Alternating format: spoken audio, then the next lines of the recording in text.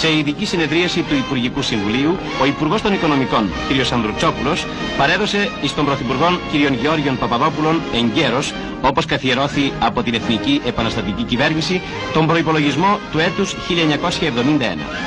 Τα κύρια στοιχεία του νέου προϋπολογισμού είναι τα εξής, σύμφωνα με τις ανακοινώσεις του κ. Πρωθυπουργού προς τους δημοσιογράφους. Έσοδα 63 δισεκατομμύρια 200 εκατομμύρια. Έξοδα 58 δισεκατομμύρια 900 εκατομμύρια. Πλεόνασμα 4 δισεκατομμύρια 300 εκατομμύρια, το οποίο θα διτεθεί για την ενίσχυση του προϋπολογισμού δημοσίων επενδύσεων. Προτεραιότητα δαπανών δίδεται στην παιδεία, τις κοινωνικές υπηρεσίες και τα δημόσια και πολιτιστικά έργα, ενώ ουδέμια νέα φορολογία επιβάλλεται. Νέος βρεφονηπιακός σταθμός δυνάμεως 310 βρεφών και νηπίων ιδρύθη εις Αθήνας, δαπάνες του